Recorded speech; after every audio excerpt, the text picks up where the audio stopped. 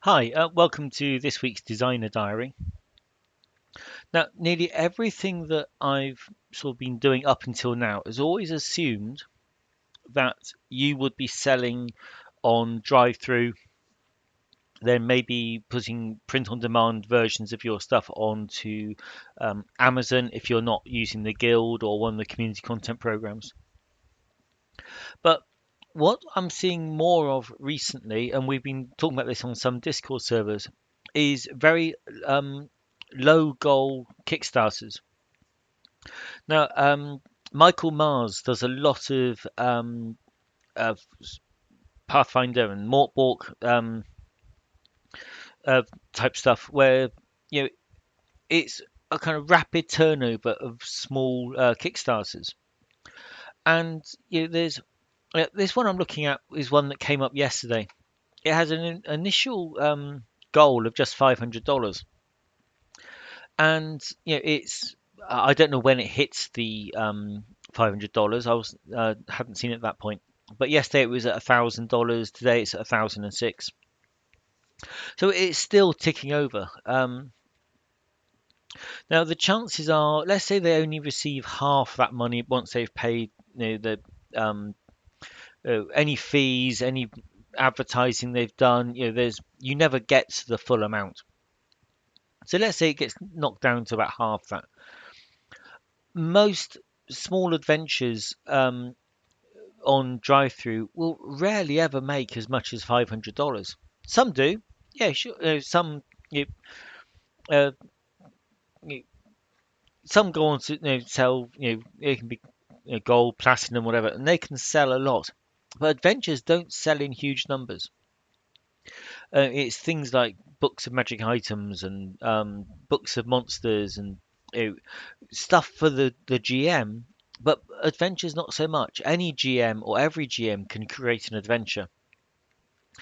So not all of them want to buy adventures, and then if they do want to buy adventures, there's just so much choice that the chances of someone buying your adventure is slim. So from 50 million D&D players, you end up down to a few tens or a few hundreds of sales. It's a very competitive market out there. But so this one having 48 backers, giving say call it $1,000. If you lose half of it, it's still $500. That's still a fairly good return. But you're not capped at that. If I scroll down the page, they've got plenty of you know, so they've unlocked one of their stretch goals, which was a side quest. Um, and they had the potential. They never actually had to even think about what these would be, um, but they had the potential to just keep on going. And I say potential because they got 48 backers this time. Maybe that's going to be 50 by the time this ends. When they repeat this next time, it many of those 48 backers or 50 backers will join their mailing list, and they can then contact them when the project is in pre-launch and have supporters already in place, and then from then on you're building more people in the same way that if you release regular titles on drive through, you're going to build your mailing list.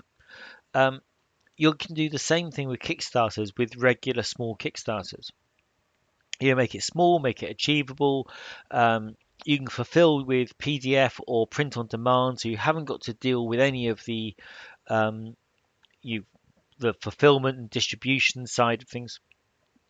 So you can do all of that. You can have a tier just for the PDF and a tier for the print on demand, and then a goodwill tier where they can uh, pledge more than they actually need just because they want to see the project fulfilled.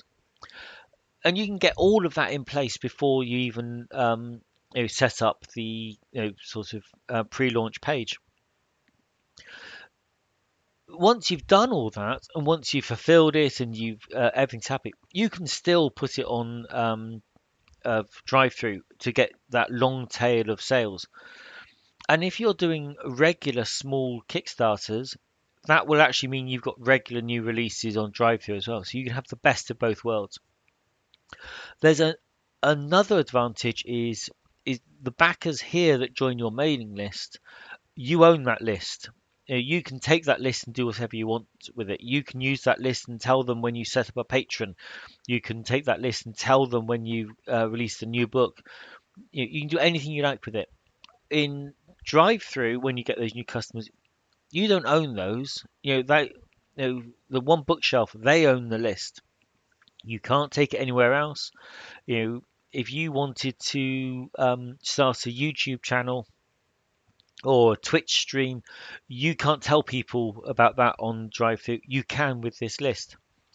So the long-term advantage is actually to do regular small Kickstarters.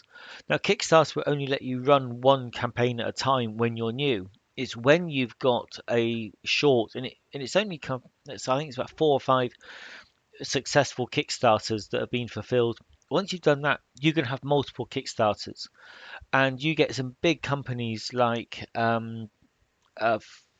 Frog Gods Games that have got multiple Kickstarting campaigns running at once. Um, and so each adventure is, maybe they I think they dual stack them for 5e and swords and wizardry, and they just run them as a Kickstarter that funds its creation, and then they can sell them and continue to get the long tail off it. You can say in here they're saying they're going to write side quests, and that creates more work for you. But I've seen lots of uh, small Kickstarters where the goals are so each sort of stretch goal is an upgrade in say the art, and so you could say for every say, $250 extra, you're going to add one more piece of art, and you can commission Fat Goblin Games. A spot piece of full color art is about $50-$60. So you can increase the quality of your product by commissioning bespoke art. You can get it all in color, and you can actually pay for the exclusive rights of it. So you can build a library of your own art. If you put all your adventures in your own setting, and you commission some of this art to be more about the setting than the specific adventure, then you can actually fill a setting book at a later date with completely unique art that you own, and it's all been paid for by previous Kickstarters. So it's a really, really flexible tool to do these low goal Kickstarters. And I don't know if there is a minimum goal, but if you've already written it and you've already laid it out, and you've got your art using stock art and some public domain art, so it's ready to go. In theory, you could have a goal of $1 and just know you're going to fund to. You can do that with say 3, 4, 5 of them, where you can um, go from launch to funded. You can complete, and you can fulfill say 3 weeks later. So you fulfilled with PDF immediately, and you've yeah, if you've actually already got the proofs, and all the proofs for the print on demand looks good, you could fulfill the next day. I've run one successful crowdfunding project for it was Devil Staircase Wild West, and I think I completed on the Thursday and I fulfilled on the Friday. Um, and it was that because everything, you I said on it that it's low risk, it's all completed. The project was about reimbursing money already spent. Um, and yeah, so it funded, I fulfilled, I put it on drive-through, and that was it. It was up and running. So it can work. I've done it once. Um, what I'm suggesting is that you do it again and again, and use it to build um, your mailing list and build your following. And if you see that you are regularly funding to $1,000 or $1,500, once you've got this body of experience and knowledge, then you can actually increase your scope. So work to that kind of budget of whatever you genuinely receive at the end of it. Okay, that's it. Those are my thoughts this week. Thank you for watching.